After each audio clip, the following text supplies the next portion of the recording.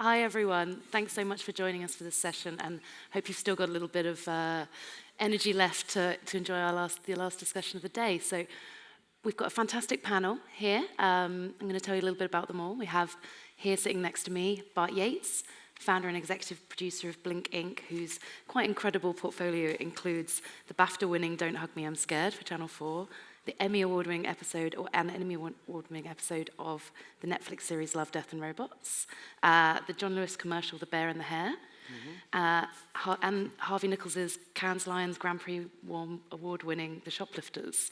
And there are many more as well, but I didn't want to sort of keep talking about all of yours Thank you. Yeah, for too long. And then next to you here, we've got Carol Dunn. She's executive producer at Human, the leading sound and music production studio based on the west coast of the USA. And she leads a team of 15 composers on creative partnerships across commercial film, TV, sound design, and final mix.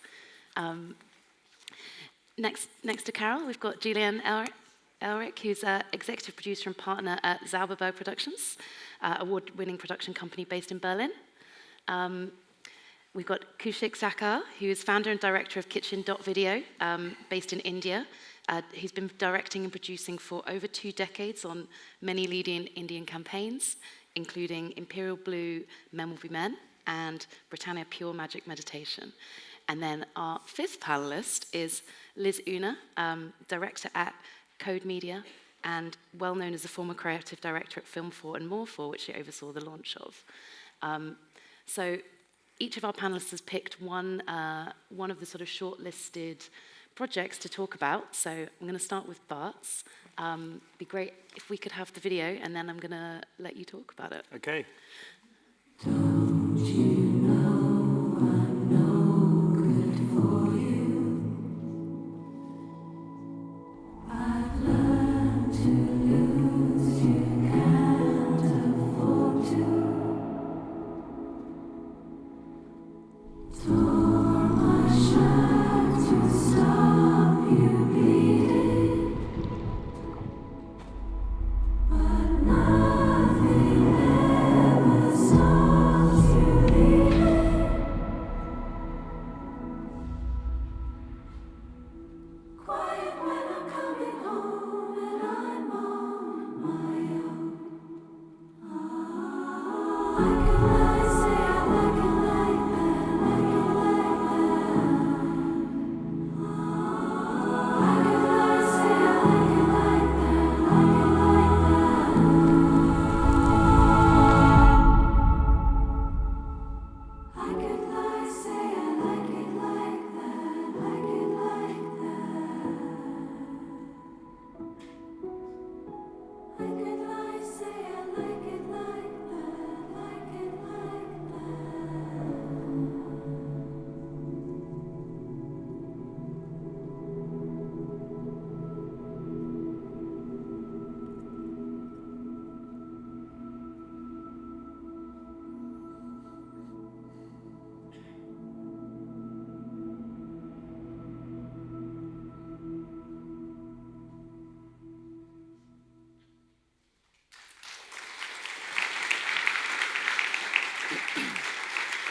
So it's quite a powerful piece of animation. is, Maybe it before, is. and I know we were also going to watch the making of in just a moment, but maybe before that you can talk a little bit about what it was about this project that sort of captivated you. Yes, absolutely. I'm proud to show that, even though I didn't actually make it. I wish I did. It was really good, and I just watched it again on the animation jury together earlier. And we must have watched it so many times over the last few days, and just came on there. I was drawn into it again. It was something that we actually didn't generate loads of debate when we were judging it. Everyone was just like, "That's really good," and I think it's the context of it as well. It being a relatively small film. It hasn't obviously been made for a huge budget, and but the craft of it is the craft and the emotion of it is so strong, and the craft supports the emotion, and it just feels like such an amazing, complete idea, it just sort of blew me away when I saw it. I don't think I'd actually seen it around before I started judging it, so I just thought it was all around excellent. Fab. Should we watch the making of video before we sort of talk about it a little bit more? Yes, absolutely.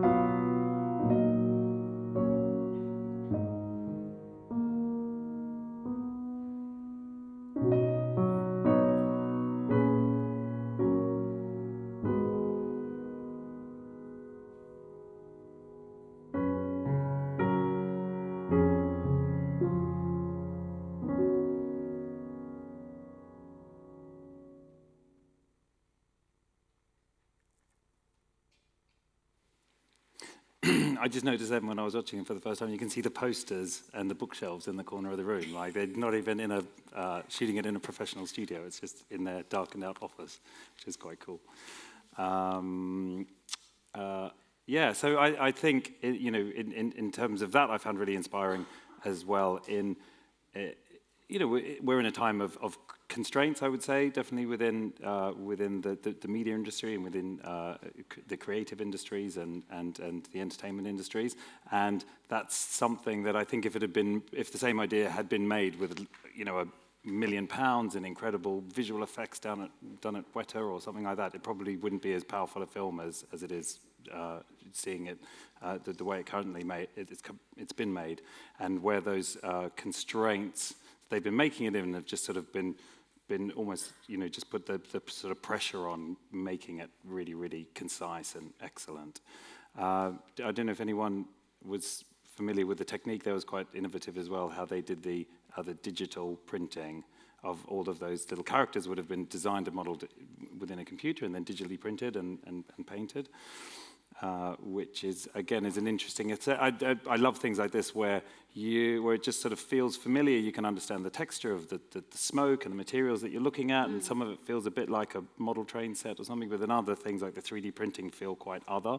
And I think when we're viewing a lot of stuff these days, and a lot of the stuff we're viewing is quite generic. It's all a lot of things are sort of made in very similar ways. When you see something that is made through a different process, it just sort of makes you lean in a little bit and pay attention a little bit closer. And then you're sort of opening up to deliver what at the core of it is just a really, really nice little succinct bit of storytelling with a very strong character, especially considering that you don't actually see the character's face. I thought the sophistication of the character animation and performance was really amazing. Yeah, I think that's really interesting what you sort of touched on before, because I hadn't really clocked it at the time until you brought it up, this idea that, being able to kind of use 3D printing, I guess like for something like stop motion actually is kind of a bit of a game changer, because it means that a type of animation that is sometimes hard to argue for in terms of budget suddenly becomes a little bit more open and actually feasible. Yeah, absolutely. And the thing when you're doing crafted projects like this as well, you just get so much for free. If you were trying to create really like impressive looking, believable smoke using CG tools and it takes ages and you're like, no, not quite right. Whereas if you just actually get some smoke and film it and put some lights on it, it looks amazing. And you go, okay, good, let's move on. For young creatives here, for me, that's a really inspiring piece as well, which I guess is what these kind of festivals are about, is, seeing these things which are kind of really, the people who've made that have obviously got a lot of experience and incredible expertise that they built up to leading to making this piece. But, seeing the kind of the scale of it, all that ambition, but being able to deliver that on a quite modest scale is really impressive. Fab. Let's move on to our second video, which is Carol's choice. You know it's your girl, Kiki, keep a bag Palmer. And I'm always about my business. But I'm 100% about my black-owned business.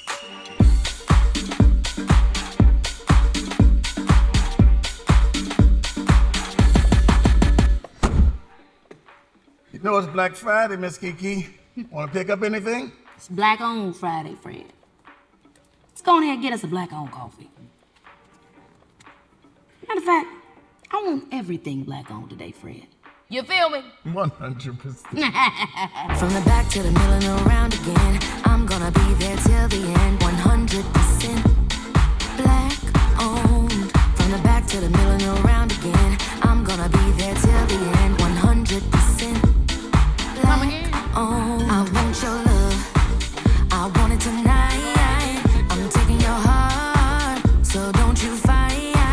I'll be your answer, I'll be your wish, I'll be your fantasy, your favorite dish.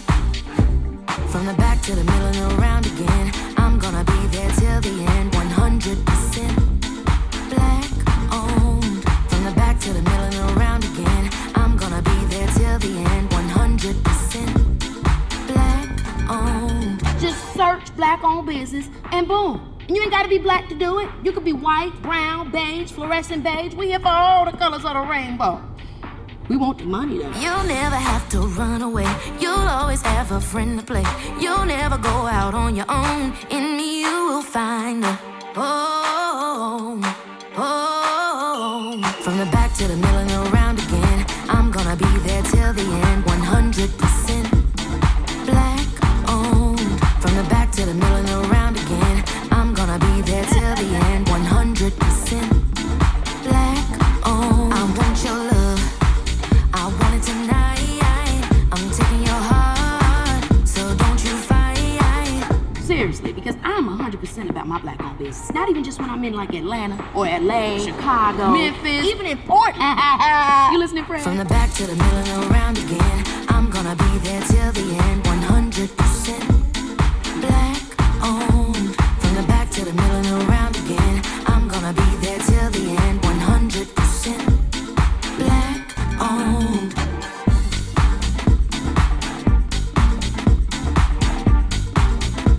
Ooh, it's hot out here. Need a black-owned AC. Okay. Back to the middle and around You listening, Fred?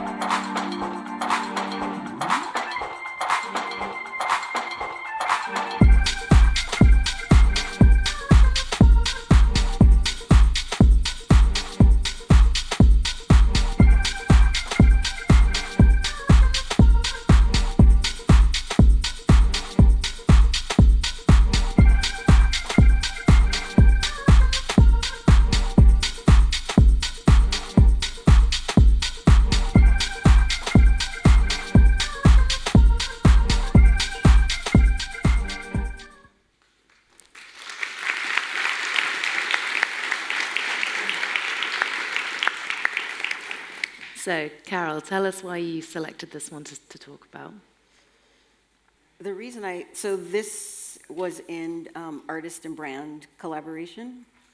And I chose this one because there was a lot of debate over this spot. You know, a brand can grab any artist, connect them to their brand, do whatever, make this, you know, grand statement about, you know, we got this person attached to our brand, and that's going to draw the audience in. But the conversation in the room was, well, they could have gotten any artist to be in this piece. And I was able to be there to make the argument that Keke Palmer is a very specific artist. She is beloved in the Black community. She is that person that she is in that spot is who she is all the time, and that spot is speaking to everyone, but it is definitely speaking to the Black community. And for her to be attached to that, they made a very specific, deliberate choice to have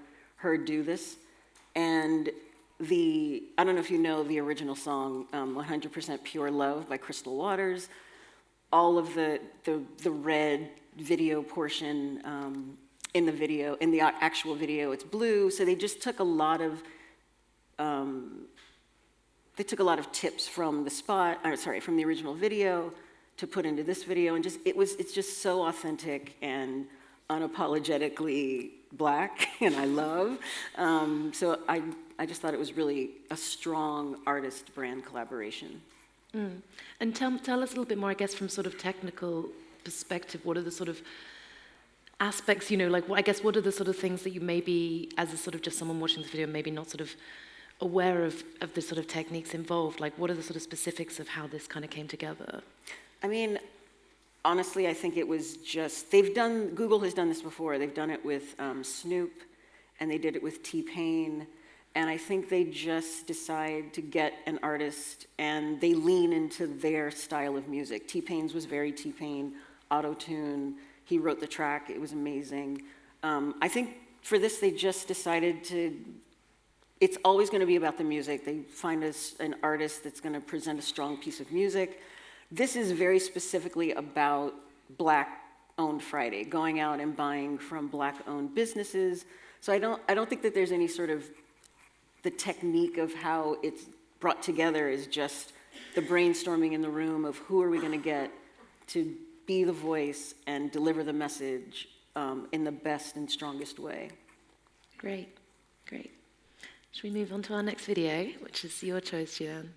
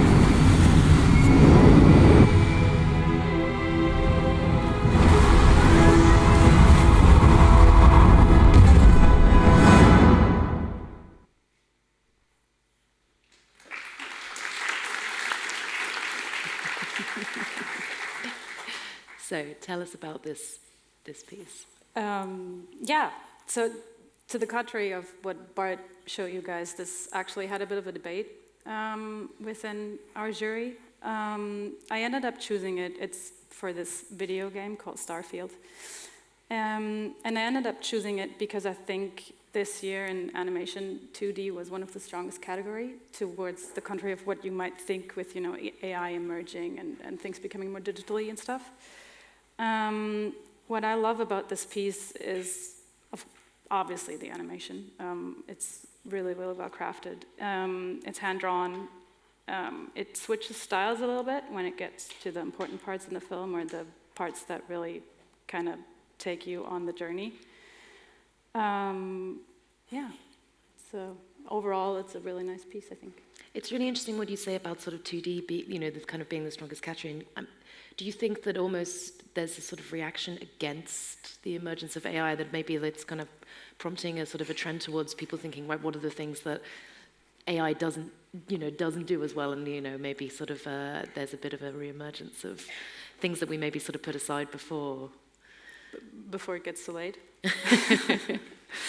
I think with every piece that we craft, and I can only speak for myself in that respect, but I always try to give as much love to the detail that in the end makes it stand out into towards anything else. I think AI definitely is not there yet. You can't give as much love into detail, and you still have to kind of help it develop that craft level where it needs to be. I'm hoping that we're going to continue seeing these kind of animations, especially also with the one that Bart showed, being a very traditional method of animating with stop motion and actually doing something that's haptic, and then in the end kind of figuring out the texture that goes into it. But so to be quite honest, I really don't know. And I don't think anyone knows at this stage. I think we're going to see a lot more AI in the upcoming this year and next year. Let's see where it takes us. Were there any other sort of, I guess, sort of, this is just one example, but what were were there kind of key themes that sort of emerged within that 2D category? Obviously, it's a lot of video game brands that are coming up, with a lot of animation stuff, just because it's within the genre and things get animated. But I think it was especially like the traditional category that Bart showed, and 2D that kind of goes partially hand in hand, because it's either hand-drawn or handmade, and that just kind of gives it that love and that emotion also, that kind of guides you into the film and kind of pulls you in, that I'm hoping to see continuously the next couple of years. Yeah, fab. Great. We shall have our fourth choice, which is Kishik's choice.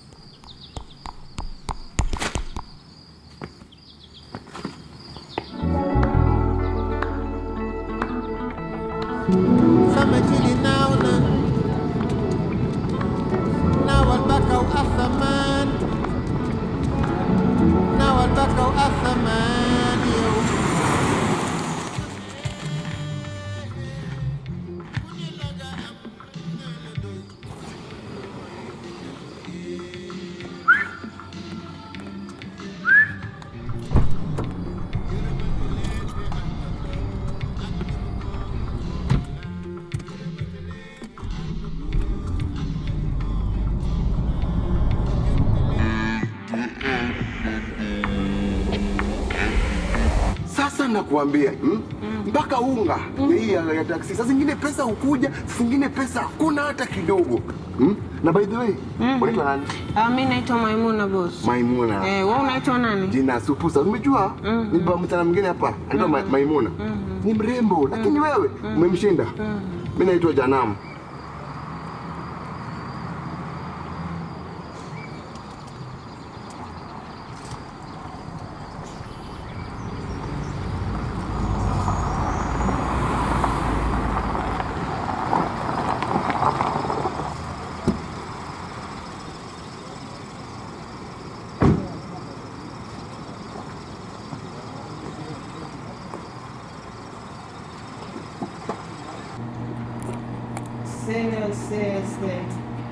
Nisikia uliolewa wewe.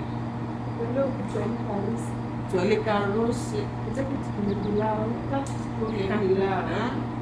Lakini tutakuja tu hivyo. Alichinja bata, alichinja mbuzi. Rock, paper, scissors.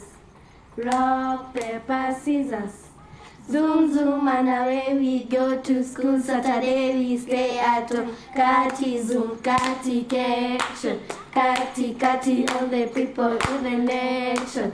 Kati, kati, A, B, C, D, E, F, G, H, I, J, K, L, M. Hem tuambie, unachukua mwanamume huyu kwa mwanamume wako leo mpaka milele?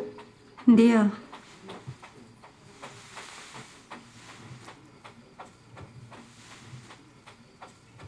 Nimeonanga akili.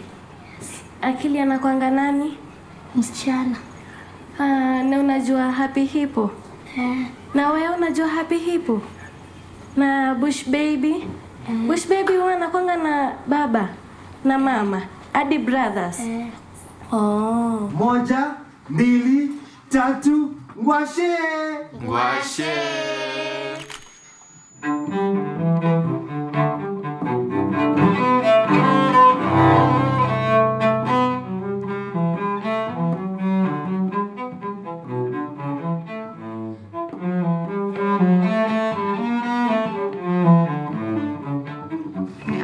Ni pinka. Maisha mabiro mbele ka. En maisha mateko kangen into inene nade. Joma chon, piny machon ne nyithindo ne odak maber, nyithindo noluoro wuonegi, nyithindo noluoro jonyuol, kata ka noore to ringa ringa, nyithindo nong'e kwatho. Piny masani tinde ji olal oko ma kata ng'amo ng'e dhiang'e maonge. Mane mwanene piny ka.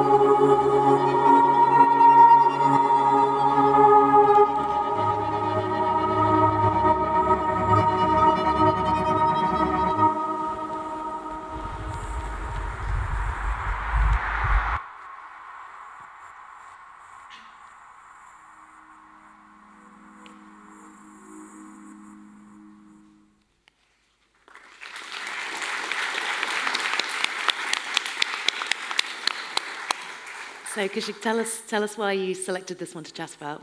Yeah. So it was tricky to select one piece of work out of 283.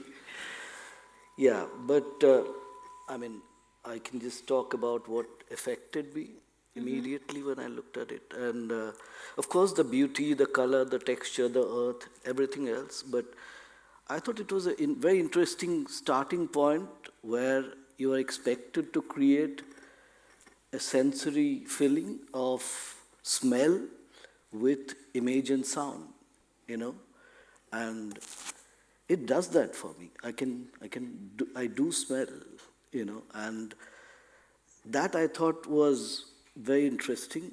One. Second was the whole effortless way of choices, you know, because there's this whole conversation about this perfect, imperfect. Like when you wear a hand-woven textile, it's not perfect. It's got knots, it's got weaves which are not perfect, but you wear it, and that's a different feeling that it takes you to another world, you know, of, you know, kind of perceiving it through your skin. So this film had that quality. Also, thirdly, I think there's a new order of aesthetics that's emerging from the Southern Hemisphere, this Proud South movement that we are all talking about. And it's very distinctly there, where it's not one of those Kenzo kind of exotic way of looking at Africa. It's very the way it is. And it's just a selection of how you go from one image to other, how you use music.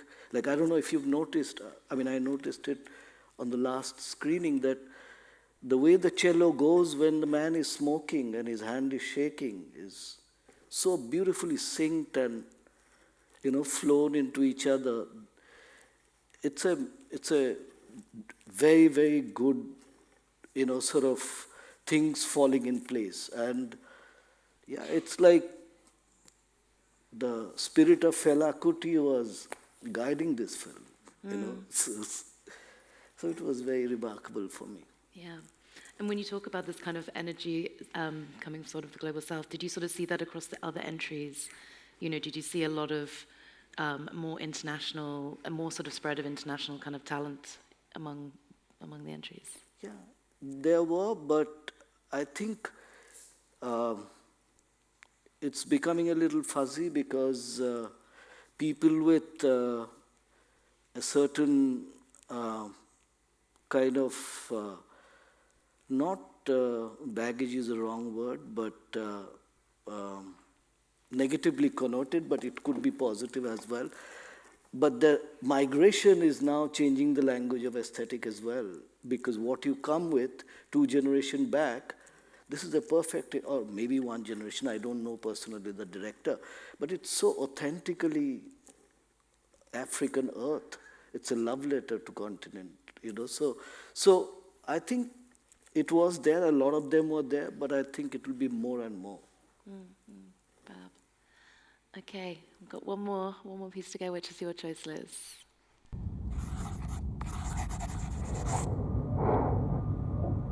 What's her story? Life's a real comedian, huh? Feels like she's got somewhere important to be. Maybe a job interview? Or an audition. Of course. You think they know each other? No, not yet. But they're about to. This will be complicated. Distance and all. One of us has to make a choice. What about them? Maybe like their first big trip or something. I don't know. I get the feeling it's something a bit more permanent than that. What about? What about him? What's his story? Ooh, a new chapter. Finally time to relax. Or maybe the start of something more. And the guy with the backpack. An explorer. Probably been everywhere.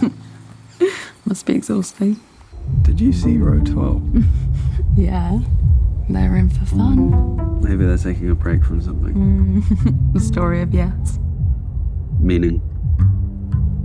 Well, every story starts with a yes. So, do you want the part? Yes. Yes, I do. Do you even want to make this work? Yeah. Are you sharing the room? Yeah, I think there may be like a little section half by half. So you're leaving tomorrow? Yeah. I think it's time.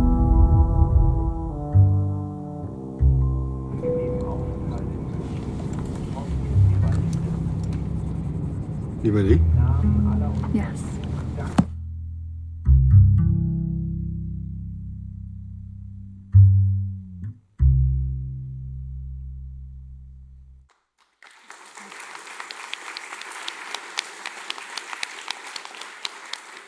Liz, you're all the way down there, but tell us a little bit about why you chose to talk about this piece. Yeah, well, I agree with Kaushik. It was very difficult to choose, and we had, in the direction category, incredible work this year.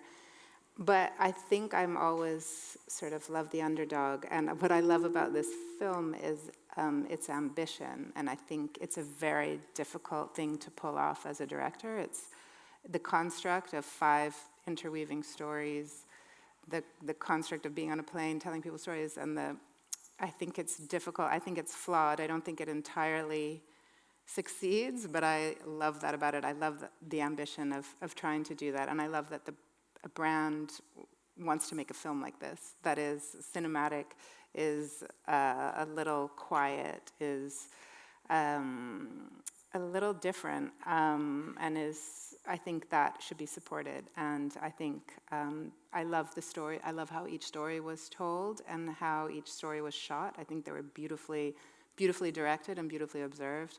For me, the dialogue lets it down, as we discussed in our group. I feel like it was too scripted, and that lets it down a little bit. And I had wondered if maybe it was in German and then translated, and maybe that's why. But I think overall, it's a very ambitious, beautiful piece of work. So, yeah. Fantastic. And I'm going to kind of continue with you, and also just thinking broadly about the this category that you were judging. What was your sort of lasting impression broadly across the sort of work that you received? Very diverse. So from so many different countries, really strong storytelling, interesting. We ended up loving a lot of the long form, which I was surprised about. And one of the standout films was Byredo. We all just loved it. And I think that the difference sort of just stood out completely, like took our breath away right away. I don't know how much I'm allowed to say about other pieces, but yeah, it's very a strong year, I would say. Yeah. And you guys, Bart and Julian, like in the animation category, do you feel like, when you sort of finished the judging process, did you sort of feel like you had a maybe slightly different idea about what is going on, what the landscape is in this field right now? Yeah, absolutely. Same thing. I mean, it's great just seeing so much different work from different voices from all different countries. And also sitting and looking at the work and discussing it with people from different countries is really interesting as well. And yeah, I was positive. I definitely, the same thing Ellie was talking about the amount of craft we were seeing in terms of handcraft, drawing, stop motion, and it definitely seems to be in smaller projects, smaller budgets because of charity projects like this, but also in like really, big commercial projects as well. Obviously all the video game films, and I think maybe it's an AI thing, right? Everybody's quite wary and suspicious of AI, and it feels, and anything that is sort of overly digital. I was thinking about everyone talking about the metaverse a couple of years ago, and it was like these garish digital kind of things you'd see all the time advertising the metaverse, and now we're pushing back to these really organic, naturalistic types of filmmaking, really strong, like being driven by strong, like recognizable people that we know, and real life stories, and real life craft. It's quite interesting. I think that's got a lot to do also with the diversification and everyone that we're seeing. So we're seeing the second generation coming up now, and everybody becoming a bit younger, and new people flooding the market and stuff. And it's exactly what Kushik said, that the roots where these people come from are very often displayed in their pieces of work, and I think that's what makes it so emotional, and that's what makes it so haptic for the viewer to kind of achieve. So, I mean, we're sort of touching back on AI, and it feels like AI has been a little bit of an underlying theme across most of the panels, and I think I was realizing it's sort of summed up quite succinctly by the backlash against the recent Apple ad, this idea of sort of, like AI coming for everyone's jobs. Do you think there are sort of opportunities within the emergence of AI in these three fields that you're all judging? And, did you see any evidence of that? Are there kind of creative opportunities that could be exciting from sort of the arrival of AI?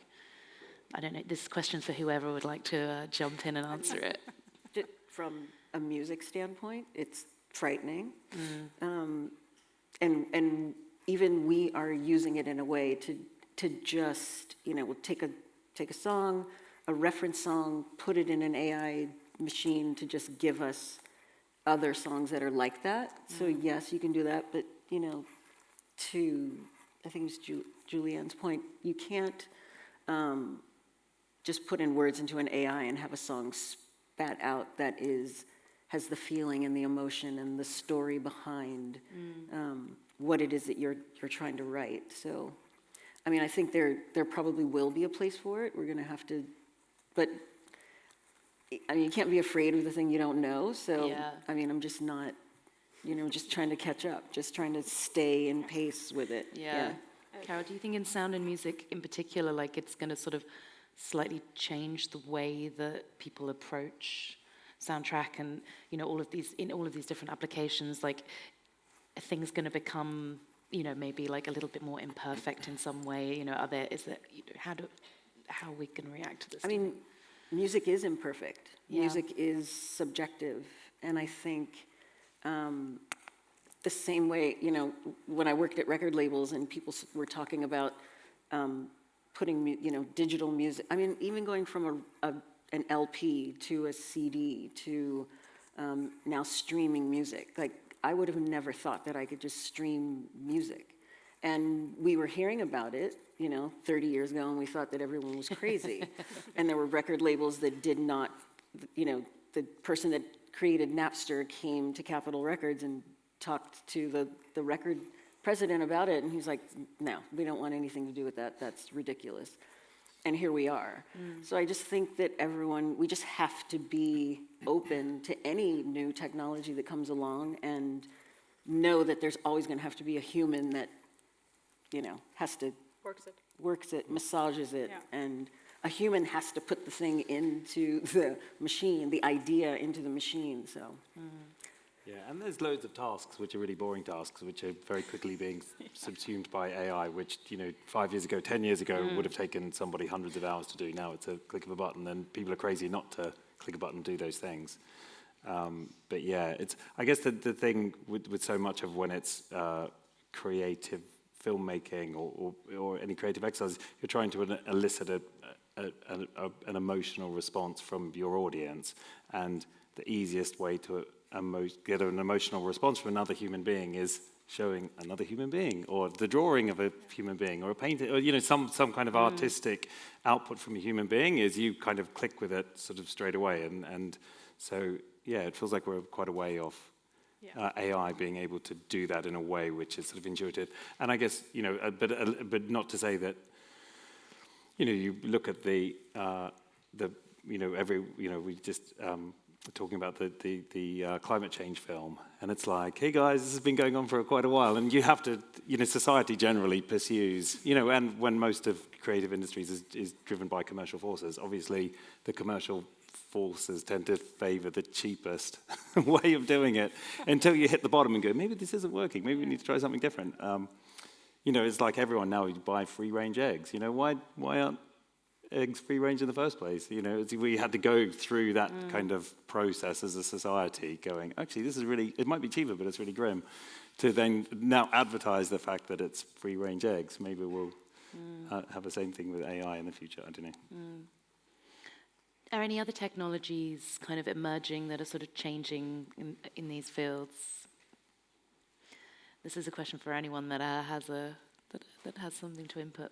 Possibly not, though. I don't know. How many of you were there in yesterday, my friend Priya Prakash's talk, and she talked about AI versus natural intelligence, and I think it was a masterclass, and how she started, and she said, do we blame our notebook and the pad? They're just tools, and you have to draw yourself.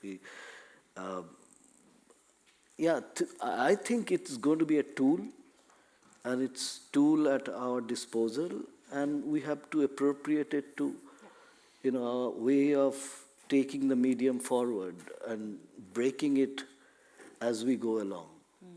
I mean, AI is going to create eventually some chances for, you know, talent that we haven't seen, or that we're not going to given the chance to be seen on the big stages. So I think there certainly is downsides to AI, and I think everybody should start kind of trying it out and figuring out how it works and start prompting.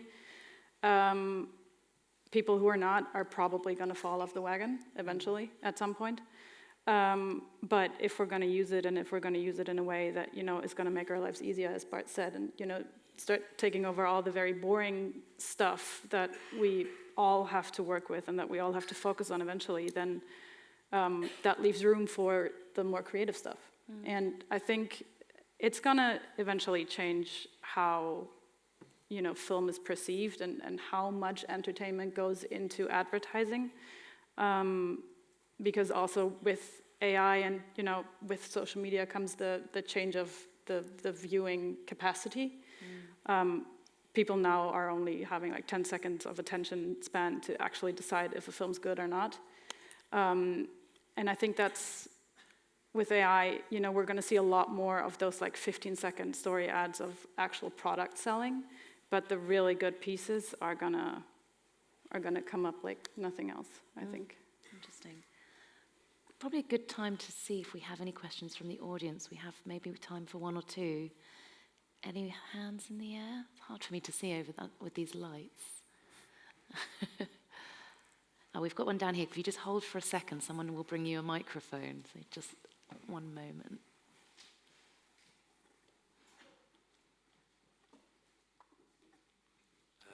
Do you see it that way then happening where brand films, if you like, where it used to be like 30-second ads or that kind of thing, it seems to be the age of the 30-second ad at the moment, but we'll maybe see less of that. That'll become more dished out to the AI, but we'll then get a lot more longer form stuff coming through. Like, do you think brands will be more interested in making longer form stuff the further we kind of go forward? Do you have a question for anyone in particular? Oh no, just go on, Bart. You have Who would like to answer? You have the question. I mean, it's something that's definitely kind of already happening. I think, you know, when I've talked to different people in sort of marketing departments and things like that, they, you know, the traditional way of advertising 30-second ads, like placed on commercial television and, you know, pre-rolls, you know, in your YouTube feed and that sort of thing. All of that, it works to a degree, but it's working less. And then, so people need to try different things. So whilst entertainment is a really relevant way for some brands to, you know, communicate with people and build relationships, it's completely irrelevant for other brands. So it just kind of depends. And definitely on the entertainment side, with the arms race between all the streamers and the networks and everybody trying to compete each other in terms of the quality and the amount of content that they're creating, they're all looking at different funding models as well. So there's definitely opportunities somehow for I guess, you know, marketing brands and entertainment creation to come together, but I don't know. Anyone who's spent, you know, it's like two completely, one's from Mars, the others from Venus, and trying to get them to kind of actually, you know, cross over in terms of their perspectives or what they want out of it is quite kind of challenging. But there's definitely, like, you know, you see the amount of kind of long form ads, you know, which are, you know, they're commercially funded, but they're a little slice of entertainment, you know, storytelling, you know, that kind of thing. I think it's happening now. There are a lot of long form ads, and brands want to tell their stories, so the sort of value of an authentic story.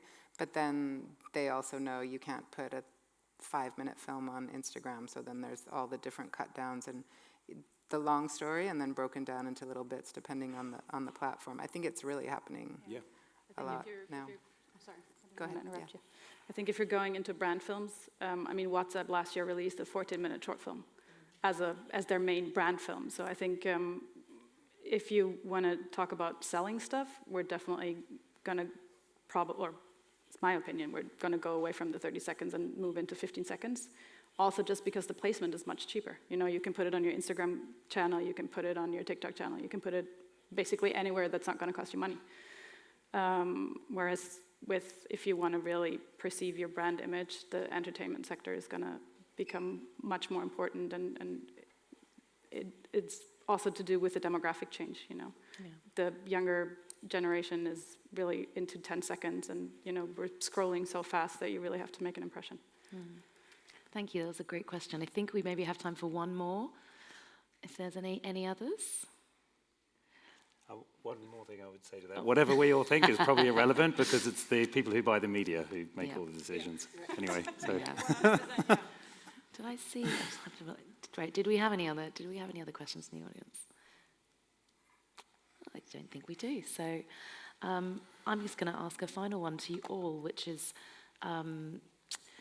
what advice would you give to everyone sitting in the room, assuming that these are, you know, people sort of starting out in animation, in direction, in sound design and music? What are the sort of things to be considering in the current climate? I'm going to ask you to each give me an answer, but I'm going to start with you. Okay. I guess as young creative people coming into the world of animation is, if it is from the perspective of somebody looking to project their own voice in terms of their directorial voice or their artistic voice, is honing in on your unique thing, trying to define that and carve out your own space and work really, really hard in trying to kind of move that on as quickly as possible. And then, but then also, there's animation or filmmaking or all creative industries. They're definitely it's a big team sport, and it takes big groups of people to make any of the stuff we're watching today. And then, so I think it's as young people kind of coming into the industry, it's really important that you sort of look around and try different things and hang out in different parts of the creative process and find your place rather than being too fixated on one particular goal too early on, unless you're absolutely brilliant and everyone tells you you're amazing. It's really clear. But if you're, I didn't know for ages. I just sort of tried different stuff, and then eventually I was like, oh yeah, this is what I do.